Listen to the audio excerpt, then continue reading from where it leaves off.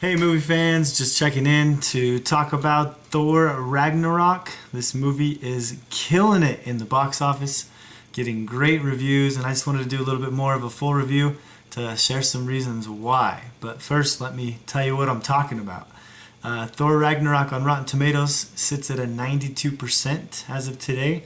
Thor The Dark World, the second Thor movie, 66%. And the first Thor, 77%. So as you can see, this movie's ratings are much higher, and it's doing a lot better, being a lot more well received. Money-wise, just looking at the domestic box office, the first Thor made $181 million. Its sequel made $206 million. And this new one, Thor Ragnarok, after only 2 weekends, not even into its third weekend yet, is already made $220 million. Looking to easily pass $300 million in the box office. Now, granted, its box office numbers will go down as it goes into its third weekend because Justice League coming out, but I still think this movie is going to have some good legs. It's got great reviews, great word of mouth, because the audience rating on it too on Rotten Tomatoes is a 90%. So, Thor Ragnarok is killing it. So let's talk a little bit about why. One of the reasons I think it's really helped it was its advertising. When I first saw the trailer, I thought, oh man, that feels a little bit too much like Guardians of the Galaxy, and I wondered if they were trying to push a Guardians of the Galaxy feel into this, which, I mean, would make sense for Marvel to do that. The first Guardians made $333 million, and the second has made $389 million in the domestic box office. So you could see why they maybe would want to go that direction a little bit. But all in all, I didn't feel like the movie really followed the Guardians tone too much, except for the fact that it was really heavy on humor, which the Guardians movies do a great job with humor, and this Thor one, holy cow, it is so funny, which I really do think just adds to why this movie is so awesome, is just that it's so funny. The humor here, I mean, in Thor Ragnarok, at times it even just gets straight silly. Which, I mean, you think about it, it's in outer space. You got these crazy characters. You've got these different worlds, and I think it makes sense for it to be lighthearted, for it to be funny throughout it. And yeah, so far with Thor Ragnarok, you can see that it is definitely working. So I mentioned silly at times. I mean, Willy Wonka music going on. There is some silly stuff going on, but at the same time, I didn't feel like the humor or just trying to be funny really distracted from what the story was doing, or detracted from the overall feel or theme of the movie. It was still serious when it needed to be, and it still had those emotional moments when necessary, but they didn't feel forced. And like I said, I don't think the humor ruined those moments or took away from that. And somehow they were really good in this movie to transition back. You could have like a really serious, you've got Hela doing this like sinister monologue of a villain, and then and then she says something totally funny in response to a question from someone, and then boom, just right back into the hardcore action, and Hela doing her goddess of death thing. So pretty impressive the way that they could transition there. Another thing that I was thinking they were going to try to push through the Guardians aspect was the music. I mean, we're hearing Led Zeppelin in the trailer, and rocking out, to kind of an older classic rock feel, and the, that music aspect of it was seeming from the trailers like that's what they were going to do with it, but they didn't. They really didn't. That's the only song really in the movie, is that Led Zeppelin Immigrant song, which I think has a good fit. The great powerful guitar riffs in it, and also just its message as it ties in with the movie is actually really cool. A lot of the music I didn't feel like felt like Guardians of the Galaxy. It actually felt more Stranger Things-ish with the retro feel to it, and surprisingly, I think it worked great because it matched the funkiness, the eccentric nature of the planet Sakaar, where Thor ends up for a pretty good portion of the movie. And so I mean, it worked. It totally worked. So with that in mind, the next section I want to talk about characters in Thor Ragnarok, so there will be some spoilers here. So for those of you who haven't seen it, don't want anything spoiled, you may not want to go. I'll try to keep it as little as possible, but still a little bit of spoilers here. So starting off, the past Thor movies, Thor's kind of had his, his little group that's been with him, fought with him, and I kind of feel like they're kind of like his merry men, his gang of merry men. We're getting a change in that. So don't expect to see much from those guys.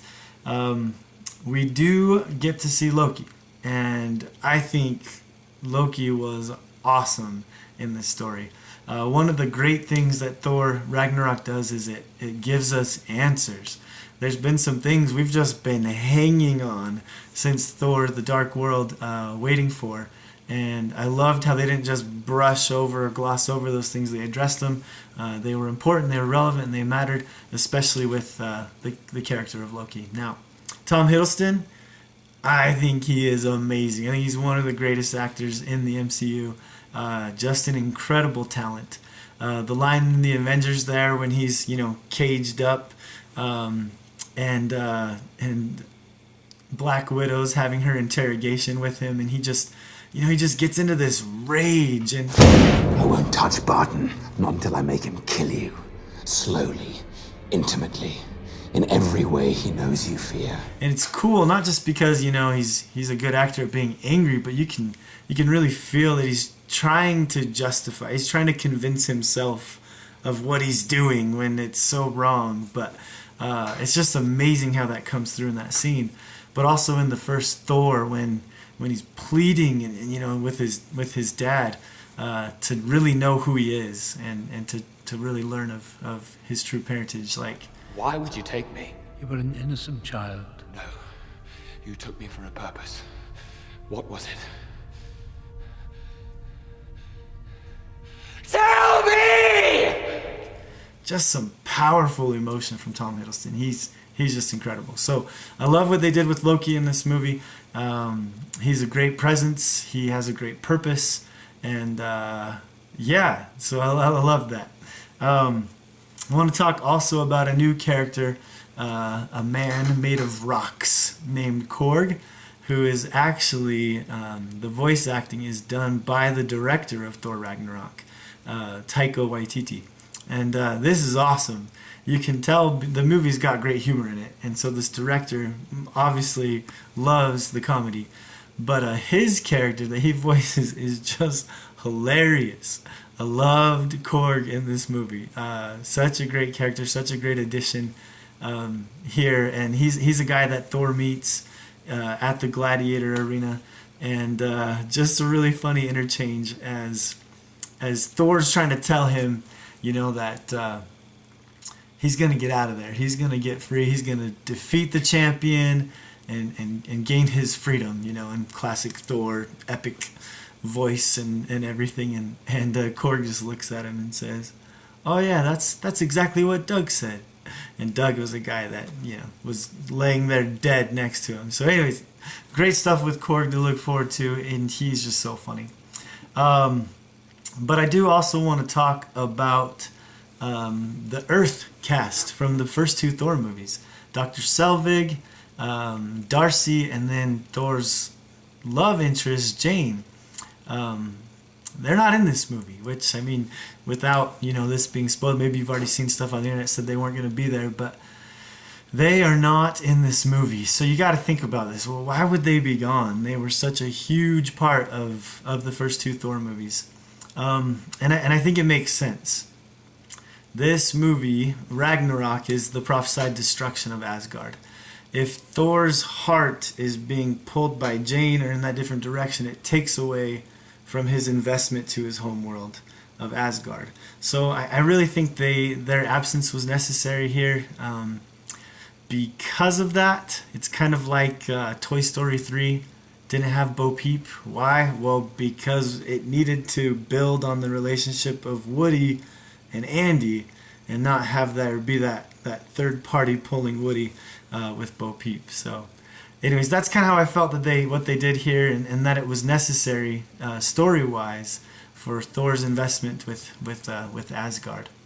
So another reason is, I think, that love relationship for Thor and Jane, which I really liked. I think it's a really great thing, and I don't know that I can say that we won't see Jane again. I could see her coming back, but it did add a lot more seriousness to the first two Thor movies, and this one was just so heavy on the humor that I think it was good. I think it was a good call. Other things about the characters in this movie. Thor, obviously he's awesome. His fighting, his humor, totally on point in this movie, and just amazing in every way. But what I really loved was the progression of his character. We don't see Thor acting like Thor from the first movie or having the same struggles. I'm really happy that they've kept his character progressing throughout this series, and he's meeting new challenges and facing new struggles, and great things happen with Thor's storyline. One of the concerns that I had watching the trailers, when you see Thor losing his hammer, when Hela's just like, I'm gonna grab this and destroy it into pretty much nothing, was that it was gonna kind of follow the Iron Man 3 pattern, where, you know, Tony had to do everything without the Iron Man suit, as his stuff all got destroyed and blown up. And so I was worried it was going to be kind of a rehash, just not Tony Stark, but with Thor. But I thought it was great that, you know, yeah, he lost his hammer, but he was still Thor. He still had his super strength, and he was still super awesome. So that was really cool. That was a really cool thing to see for me in this movie, where I was kind of concerned that maybe it would go a different direction. I also thought that this movie had incredible action. Action is awesome. It's fast-paced. You get the large-scale battle sequences that we come to love in the Thor movies, like right from the beginning, you know, when Thor's there battling all those frost giants, and it's just amazing. You get those kind of action sequences in this movie, but you also get the exciting and thrilling, you know, one-on-one boss battle type matchups. And the action, it just really helps make this movie so awesome. That being said, we also get some character progression and a new story arc, and some answers with Hulk.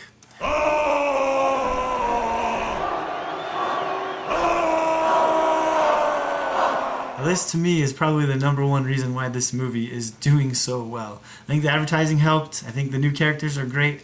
But the addition of Hulk, I mean, think about it. Movies with Hulk. Now putting aside the first Hulk solo movie, but Hulk movies where he's a side character with other superheroes. The first two Avenger movies, right? Those movies, the first Avengers, 623 million. This Avengers 2, 459 million. An addition of Hulk with Thor, yeah, it boosts it.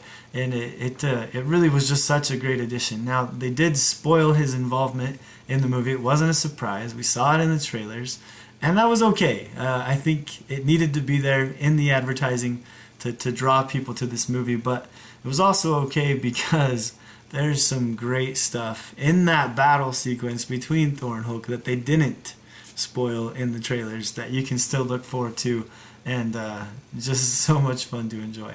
Mark Ruffalo, he does a great job as the Hulk, and he really is just such a great side character and a great presence in this movie that adds a lot of humor, but also just the awesome action that we get with Hulk. So that's a little bit there on the characters. Storyline wise, yeah, this one's different, but it still has, you know, the Norse mythology involved. We get to learn a little bit more about the mythologies, things that we didn't know yet. They dive into that. And, you know, the first Thor, we had the frost giants. The second Thor had those dark elves. This one, Hela, the goddess of death, obviously has an army of the dead, right, that she raises from the dead. So you still have that presence there that keeps this true to Thor and the Thor storyline, the Thor movies. So that's another really cool part of this movie. But one thing that I absolutely love is its message. Thor has to do some hard things. Thor has to make some tough choices. But what he says and his motivation throughout it is just gotta do what heroes do. And I think that's an awesome take-home message for us. Each of us in our lives, we can do great things. We may not have, a hammer of awesome power, and we may not be able to do those same things of super strength like Thor does, but we can still make good choices that are for the benefit of other people. We can still do good things, and we can take that message and apply it to ourselves and say, I just got to do what heroes do, and we can do a lot of good, and we can help. And you know what? Maybe we could be a superhero in our own right. So that's my full review for Thor Ragnarok, and I saw it twice.